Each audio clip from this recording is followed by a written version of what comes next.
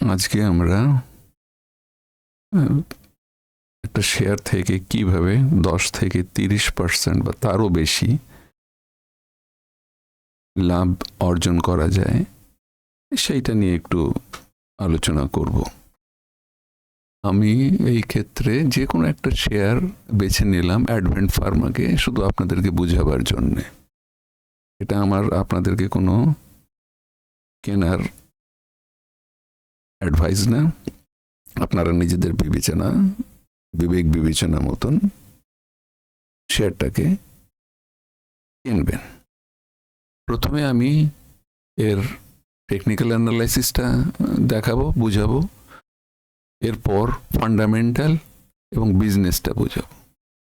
এটা শুধু এই ক্ষেত্রে না, এই যে টেকনিক্যাল অ্যানালাইসিস, এইটা আমরা যে কোনো শেয়ারের ক্ষেত্রে আমরা অ্যাপ্লাই করতে পারি। স্ট্র্যাটেজিটা যেমন আমরা যখন কোনো শেয়ার কিনবো তখন আমরা দেখে নেব যে এটার কত হাই থেকে এটা কত পর্যন্ত নেমেছে। এটা অল টাইম হাই ছিল প্রায় 40 টাকা, ওখান থেকে কমেছে প্রায় 63%। আর 52 উইক হাই ছিল 34 টাকা, ওখান থেকে কমেছে 57%। এখন এই একটা স্টকের পিছনে আমি কতটুকু শেয়ার কিনবো? আমার টোটাল ফান্ড যেটা আছে সেটা আমার 3 লাখ হতে পারে, 4 লাখ হতে পারে, 5 লাখ হতে পারে, যার যা এক এক মানুষের সামর্থ্য অনুযায়ী তারা সেই ফান্ড নির্বাচন করবেন। এইখান থেকে এই 3 লাখ বা 4 লাখ বা 5 লাখের টোটাল ফান্ডের 5 থেকে 10%, মানে নতুনদের জন্য 5 থেকে 10% কখনোই একটা স্টকে ইনভেস্ট করা উচিত না। একটা স্টকে, কারণ কোন শেয়ার কখন বাড়বে এটা প্রথম থেকে কেউ বলতে পারে না। সুতরাং আমার যদি কোনো একটা শেয়ার মানে হোল্ড হয়ে থাকে, মুভমেন্ট না দেয়, অ্যাটলিস্ট আমার 10% আটকা থাকলো।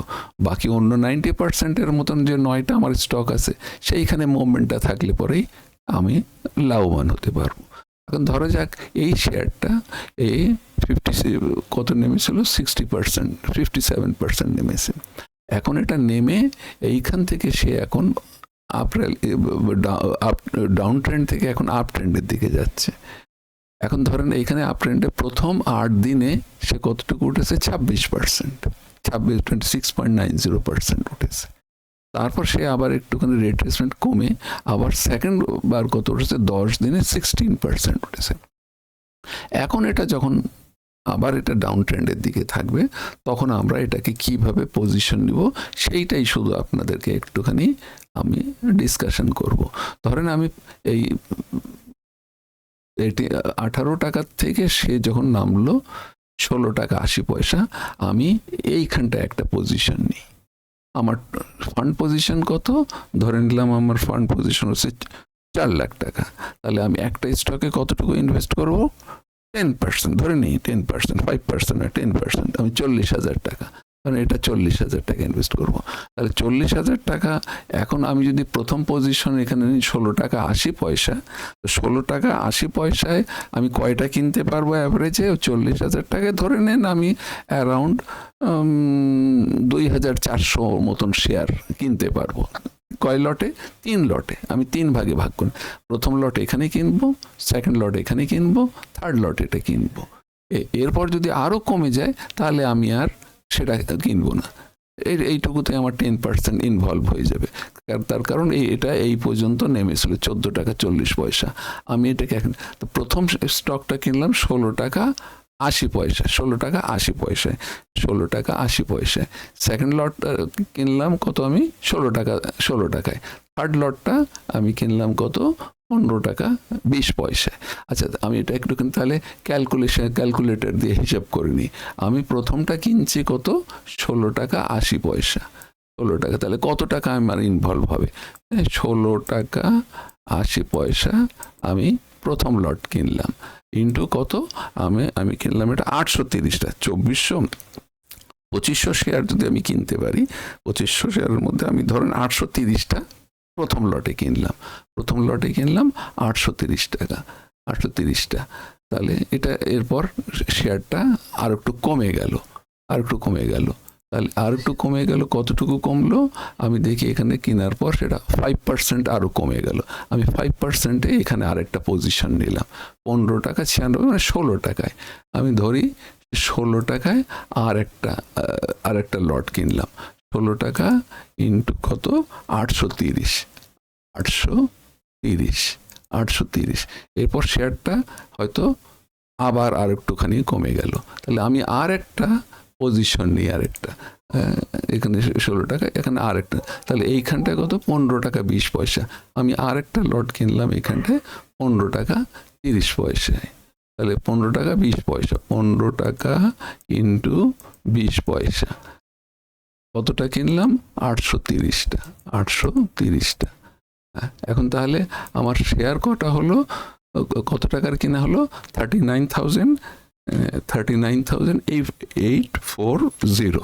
আমি এটা কিনলাম 840।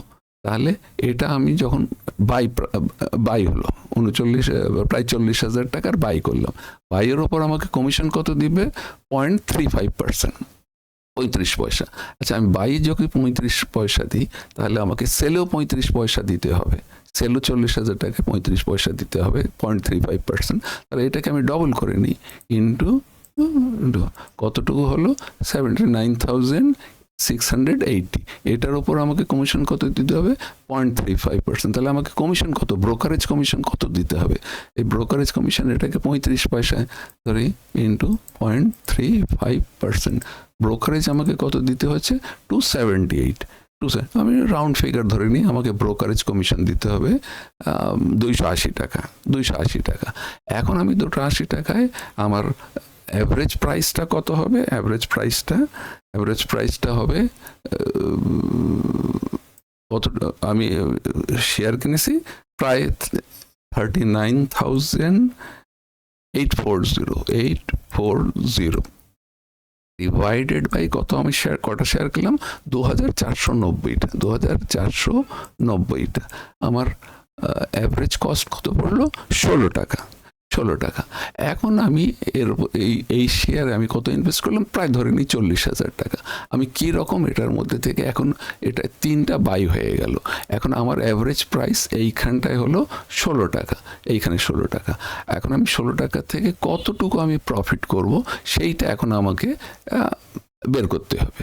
মানে এখন ধরেন আমি যদি একটু অধৈর্য টাইপের ইনভেস্টার হই, ট্রেডার হই, তাহলে আমি করব কি, এই নতুনরা যারা, তারা হয়তো মনে করবে 8%-এর বেশি আমি লাভ করব না।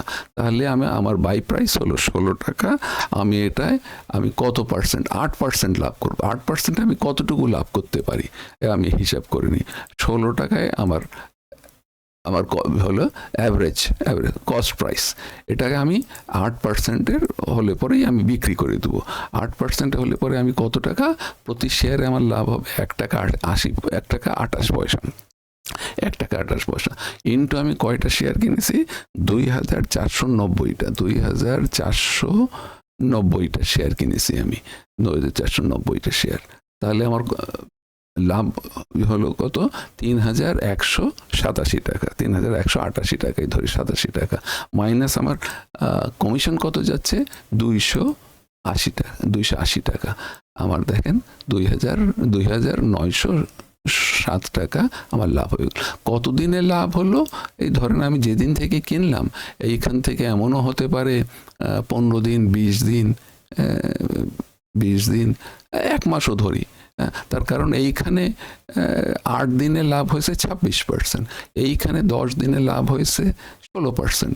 আমি এখানে ধরে নিলাম 1 মাসেই আমার লাভ হয়েছে 8%। আচ্ছা, এখন আমি অন্য শেয়ারগুলোর যদি লাভ কতটুকু করতে পারি সেটা একটুখানি খেলে, আমি যদি বলি যে না, আমি 8% এত কমে লাভ করব না, আমি 12% না হলে পরে আমি এই শেয়ার বেচবো না, 12%, তাহলে আমি কত আমার প্রফিট থাকবে সেটা একটুখানি হিসাব করে নিই।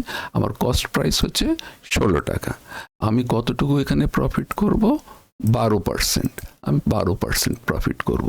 আমার কতটুকু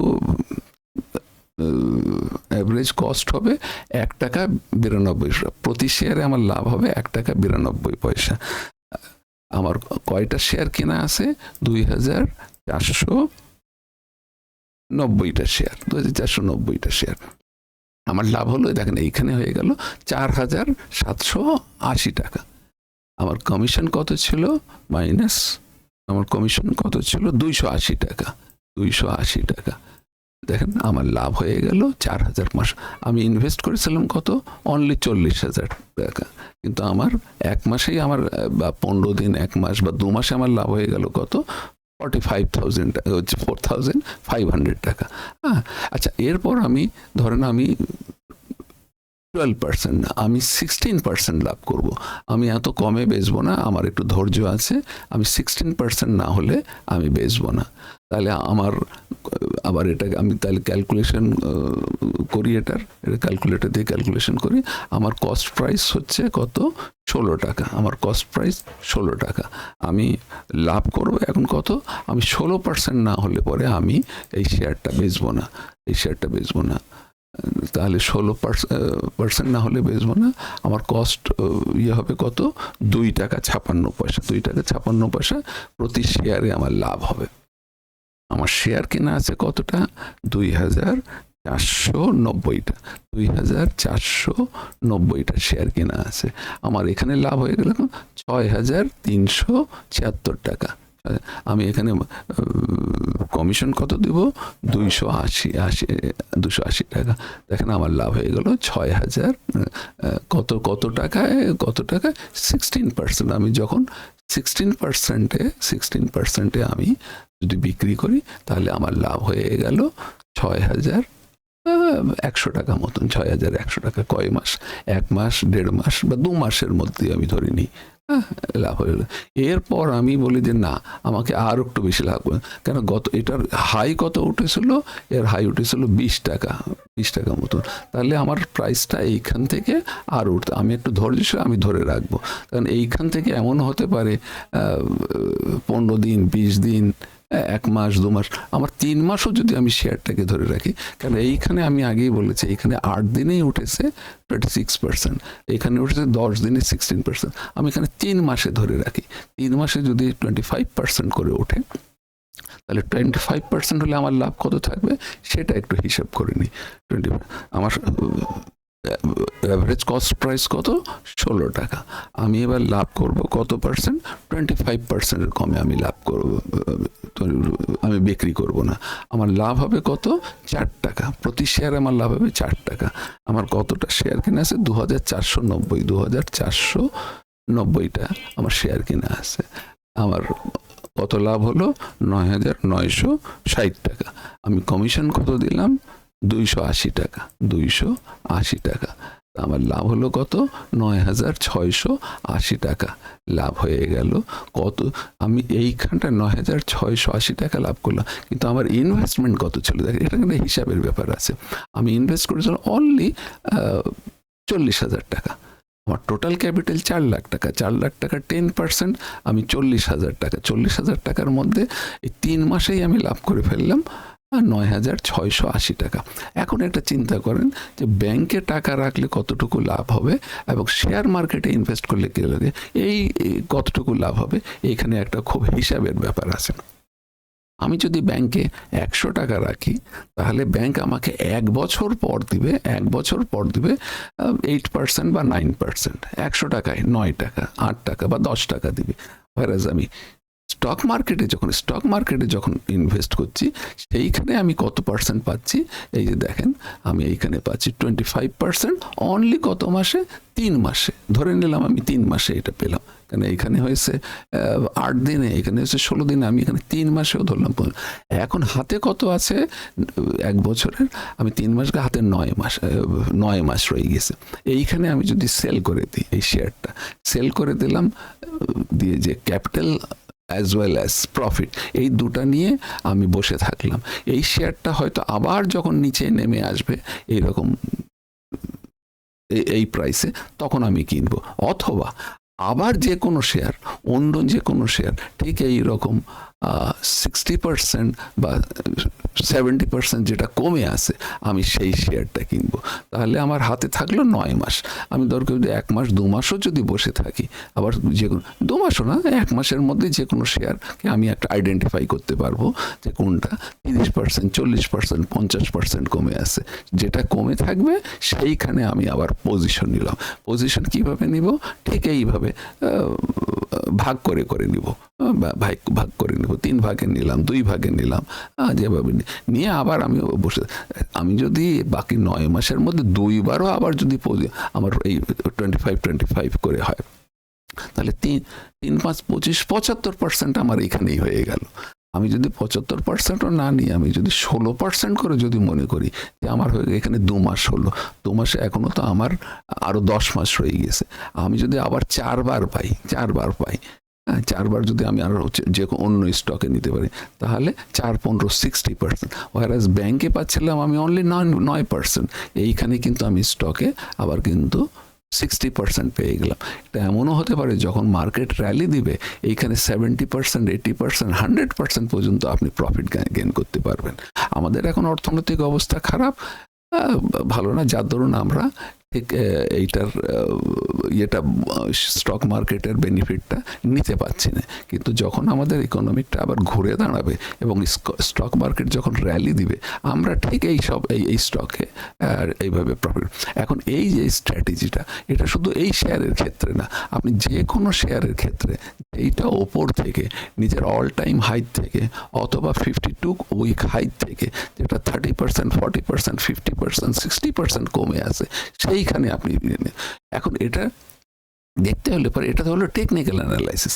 এই শেয়ারের সাথে সাথে আপনাকে কিন্তু এদের ফান্ডামেন্টাল অ্যানালাইসিসটাও দেখে নিতে হবে যে ফান্ডামেন্টালি সেই শেয়ারটা কতটুকু। আমি ধরেন এই অ্যাডভেন্ট ফার্মার, আমি ফান্ডামেন্টালটা যদি আবার দেখতে চাই, ধরেন এর অ্যাডভেন্ট ফার্মা এর আমি যদি রেভিনিউটা দেখি, অ্যানুয়াল রেভিনিউটা, এটা যদিও স্মল ক্যাপ কোম্পানি, মানে এটা মার্কেট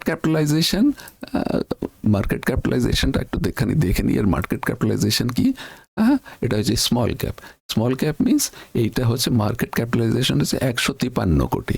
153 কোটি মিনস এটা হচ্ছে, আমি যদি এই মার্কেট ক্যাপিটালাইজেশন কিভাবে ক্যালকুলেশন করতে হয়, এটা দেখেন ঢাকা স্টক এক্সচেঞ্জ বা যে কোনো স্টক এক্সচেঞ্জে সব কোম্পানির ক্ষেত্রে মার্কেট ক্যাপিটালাইজেশন দেওয়া থাকবে। এখন ধরে নিন এটার কিভাবে ক্যালকুলেশন করা হয়, এটা আমাদের দেশে কোনো নিয়ম নেই, পৃথিবীর সব দেশে আছে, আমাদের দেশে আমি ধরে নিলাম যে শেয়ারটা 1 কোটির থেকে 200 কোটি টাকার নিচে, সেটাকে আমি স্মল ক্যাপ ধরবো। 200 কোটির থেকে যেটা 500 কোটি পর্যন্ত যেটার মার্কেট ক্যাপ, সেটাকে আমি মিড ক্যাপ ধরবো, এবং 500 কোটির ওপরে যেগুলো আছে সেটাকে ধরবো লার্জ ক্যাপ। এই যে এটা ধরে নিই 153 কোটি, 153 কোটি টাকা যদি মার্কেট ক্যাপ হয়, তাহলে এটাকে আমি ধরে নিতে স্মল ক্যাপ, মিড ক্যাপ এবং লার্জ ক্যাপের মধ্যে পার্থক্যটা কি?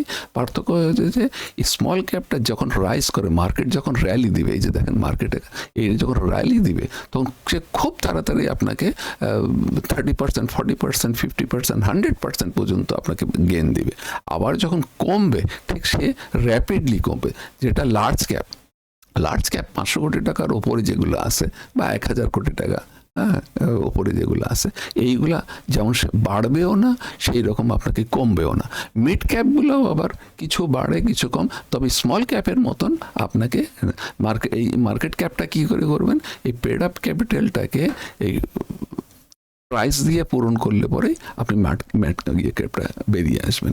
এখন ধরে আমি এটার ফান্ডামেন্টালটা দেখি, তাহলে ফান্ডামেন্টালটা দেখলাম যে 39 কোটি 60 লাখ, 60 কোটি, 53 কোটি 40 লাখ, 50 কোটি, 53 কোটি, 55 কোটি 80 লাখ, 57 কোটি। এই প্রতি বছরই কিন্তু এই 50 কোটি টাকার 50 কোটির ওপরে তার রেভিনিউ জেনারেট করছে, মানে সেলস আছে।